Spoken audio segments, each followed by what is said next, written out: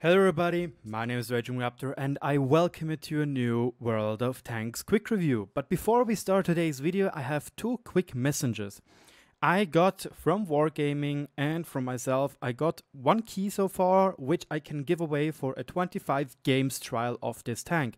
If you want that tank, let me know in the comment section below and give me your in-game nickname. So far, I have to say, I think it only works for EU, so I'm sorry for the NI people.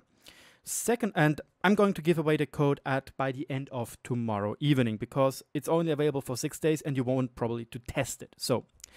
And another thing before we start today's video is I have a link in the comment section below which will lead you to a Google form. I already put it in my community tab. It is about our group project at our University of Technology and Architecture in Lucerne. And there you have a quick 4 questions questionnaire with how old are you roughly, would you watch a film outside, do you like to go outside and hang out with friends, and would you enjoy riding an e-bike.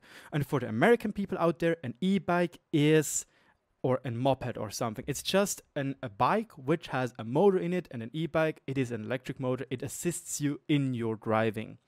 This questionnaire takes like 10 seconds, like legit, it's really fast. But without further ado, let's dive right in the too long didn't watch part of this video, because right now I just can say that this tank has its pros and its cons. It has 7 degrees gun depression, which is for a Russian, especially Russian tier 8 or in general light tank, amazing. It has great speed, 70 kilometers per hour top speed with a 32 per ton. HP to ton ratio is amazing compared to something like the Black Dog. It is surprisingly bouncy when it comes to its armor. 70mm upper front plate in such a weird angle really helps out. The turret with 160 definitely will hold off lower tiered opponents like tier 6 and tier 7 even. It is the perfect tier 10 or T100 light tank crew trainer. Why so? It has the exact same crew layout as the T100 light tank has.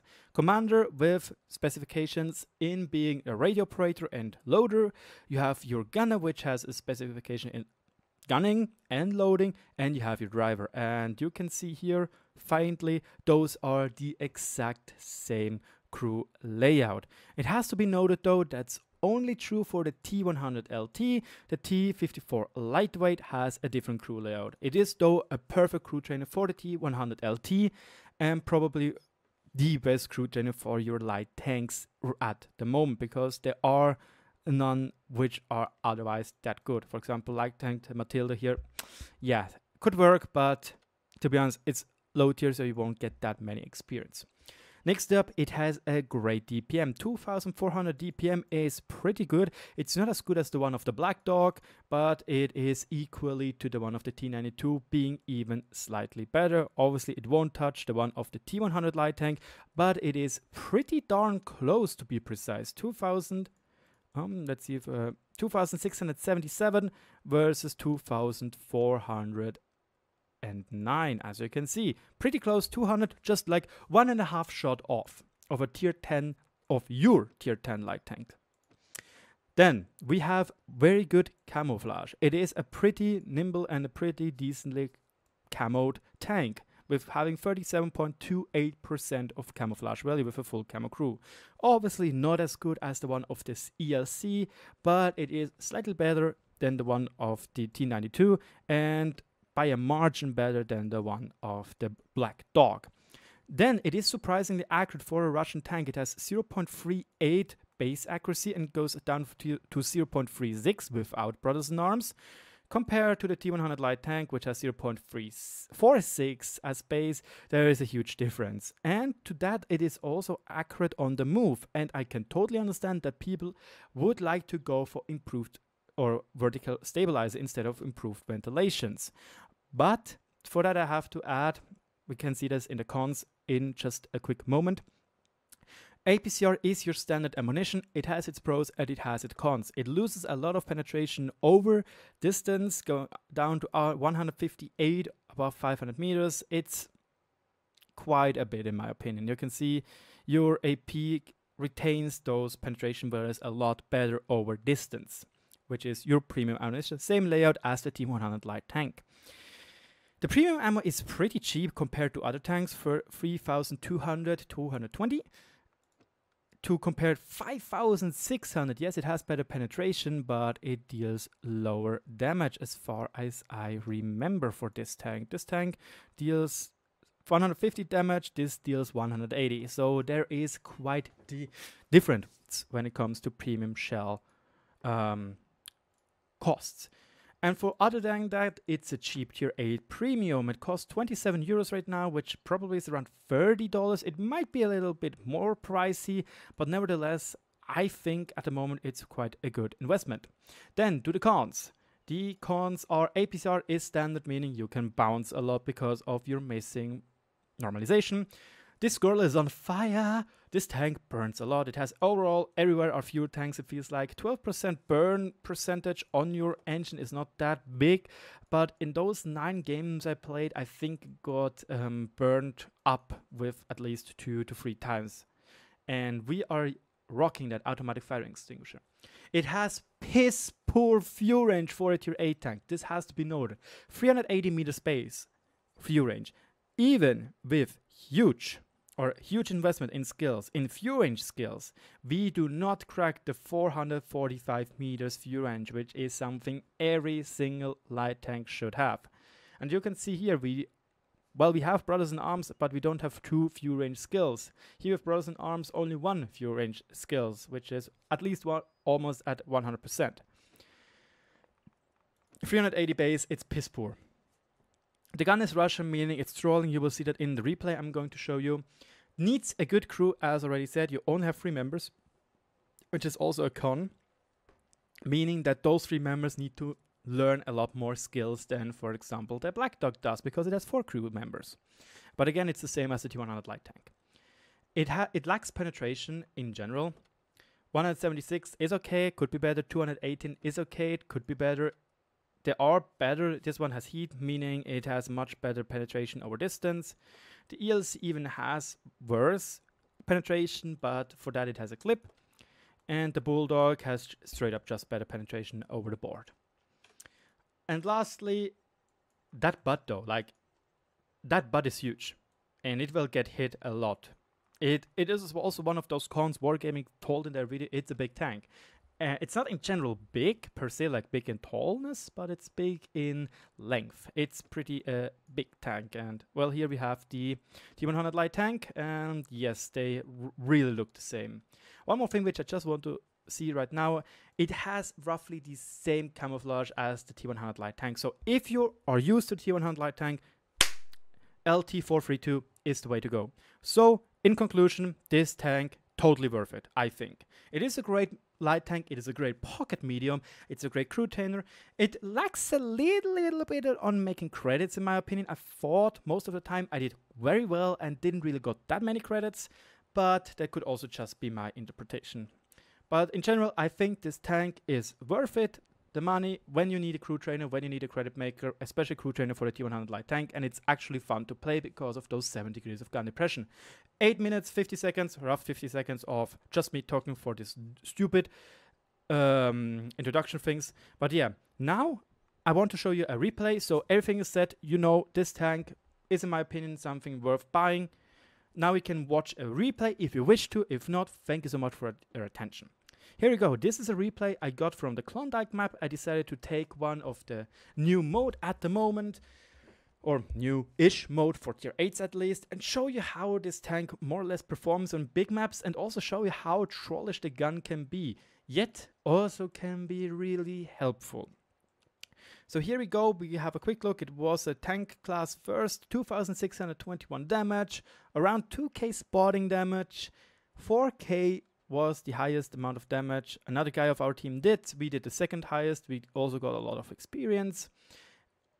We got 110,000 credits, which gives us, with the amount of ammunition we shot, around 90,000, which is okay, but again, I would have wished more for a pretty decent game. At least it was an ace tanker first class and the 1,200 base experience game. So 90,000 for that amount of gameplay is a little bit on the smaller side. You can also see we received 6 shots, 3 penetrated, 3 bounced, and we actually bounced 650 damage with our armor. We damaged 11 vehicles, destroyed 1, and spotted 6. So let's move into the replay.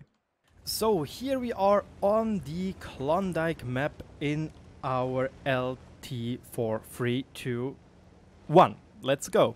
No, here we go. I even gave it some nifty Clan Wars camouflage because it actually looks gorgeous because they are transparent, giving us the opportunity to plaster on some red or rusty color. We decide to go into the middle position in anticipation of other light tanks rushing up on the hill, giving us some free and easy shots into their side. So there we go. We make a quick little spot and, oh boy, already spotted 6 people. That's nifty. One of our light tanks immediately rushes up. I decide against it. I tried to aim for his frontal road wheel. Didn't work out. And there we go. I aim carefully and I just deal damage. I don't know. I'm not drunk there. I just didn't hit. But we got our first kill. And you can see 4.4 seconds reload time is actually pretty good. And here I'm just using auto aim to get a little bit of wiggling room. And you can see it actually aims in pretty fast. And it's pretty accurate as well on the move, or pretty accurate-ish. Sadly enough, we once again bounce the side or just hit the tracks, and let's hit this frontal road wheel. Nope. We once again bounce, and we got zero, nada, niente spotting damage except for those 66. But right now we are trying to figure out what is going on, who is here still, who can shoot at us, can we shoot back, can we be this nasty little stinger, which Wargaming said in their video. And that's our plan right now. For the people asking, I'm using Pro Mod without XVM or without the statistics enabled, otherwise I'll get too tilted.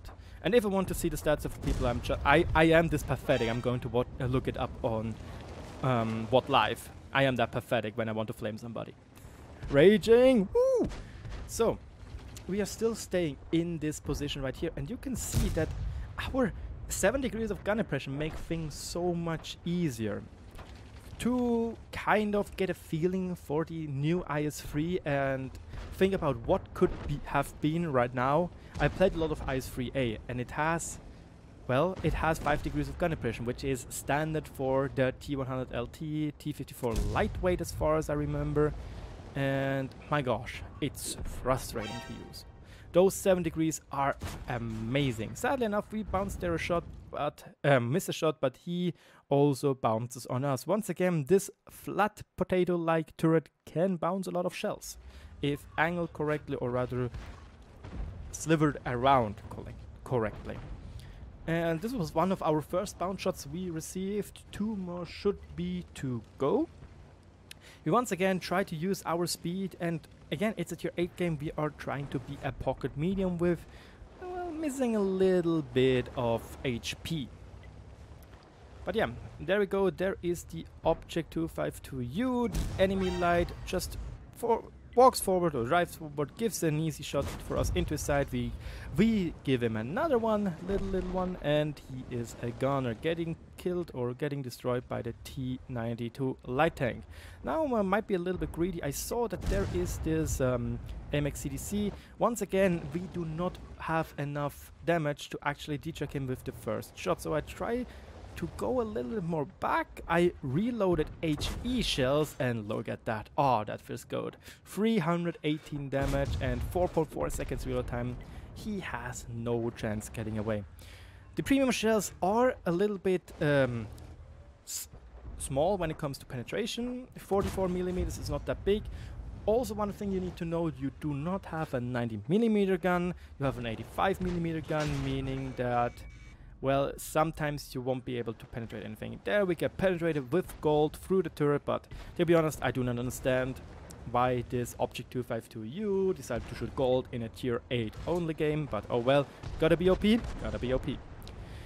So, next up, we'll once again try to get some side shots in. Still, 7 degrees is great, but it is 10 degrees. 10 degrees would be awesome here, but he drives forward, giving us a nice little side shot. Easy peasy, lemon squeezy. We get another shot in.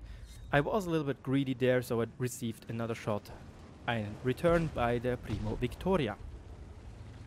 So yeah, what can we do else? We are at 400 HP. We should be a little bit careful now because defenders and other 390 alpha guns can easily one-shot us right now. So yeah, we gotta now play our cards right and try to be more of those light tankish behavior. Maybe even attack from range using our view range. And here once again the problem arises with only having 380 base meters of view range with our crew 444. Chin mains would love. Yes, sometimes you just lack the camo braking. Here I decided to aim in carefully to get his frontal road wheel. I sadly bounce. He returns the favor with a snapshot of his own. Lucky me. And now we are down to a one shot for almost everybody except for the FV-432, which can, if he is unlucky, not high roll us. So right now you could see I tried to aim at the LT. It didn't really work out, and once again we are driving around seeing what we can do. I can't YOLO up there as the Emil-1 will simply clip us, and on 355 meters he did not spot us on open field. I don't know what his crew layout is. I decide to shoot here trying to get a shot off, but sadly it misses and we were not spotted. I was thinking that right now we would be spotted by the FV. So here, low plate shot sadly goes haywire, completely misses. Now we are getting spotted, and hence why we are hiding behind this nice looking rock. There we can see one of the bounces on our upper front plate. 70 millimeters in such a steep angle can easily do wonders, especially against lower tiered opponents. And here is like one of the bigger problems: we are not able to penetrate the Stritzwagen S1 except if we are hitting his sides or his cupola, because he has 30 millimeters of armor in such an angle, meaning our gun has simply not enough caliber to use the free caliber rule, which would be 91 and above, or 90.1 and above. Everything which is greater than 90 will be able to penetrate it. So we were spotted here. It looks like the enemy LT actually went outside, tried to trade, which was pretty risky for him. So was it for me. The FV bounces on us. I don't know where he hit. If it was this actual cupola shot, or if it could be this cupola shot where he hit those view ports and hence the shot was absorbed. I'm not entirely sure. Nevertheless, we survive, which is kind of lucky. The enemy LT is still full HP. We try to get a shot into his tracks, which is just straight up perfect. We're getting spotted and the FV decides to not go for us. Here, again, the gun kind of trolled us. 0.36 accuracy is sufficient, but yeah, I do feel that it is not really 0.36, but something a little bit worse from the feeling. But oh well, accurate guns in this game don't really matter anyway, because accurate guns don't matter. It's all up to RNG and dispersion values. Nice shot. Tried to once again detrack the Emil-1. It doesn't really work. Again, we miss module damage. Even though we hit the frontal road wheel, we are not able to penetrate him, which is sad enough. But here we have the side of the FV, and the shot just straight up misses once again. 430 meters for a 0.36 gun shouldn't be too bad. Yet it still is unlucky. At least we got 2,621 damage, 1,712 spotting damage so far, and from the looks of it, our team decides to go for a full-on capture mode. One more time, I thought we could get some more damage out of this FV-432. It did not. The Ferdinand was quicker on the trigger. So right now we are just driving around in 5 seconds. I actually didn't even notice it when I was playing the game, that in 5 seconds the game is over because they are capping. And here we are trying to drive up the hill pretty decently in speed as well, 33 kilometers per hour. But yeah, we just captured, and with that won the game into our favor. So here we have it. One game with the LT-432 we already watched at the post-game stats. I hope you enjoyed the video. Let me know how you like this, should I say, this format more, where I just give you the input of the pros and cons in the beginning, so you don't have to watch the full video. And again, I'm sorry for the plugs of the code giveaway for the 25 battles of LT-432 and my university project. Again, it's important for me that you do that. And as always, thanks for watching and have a great evening.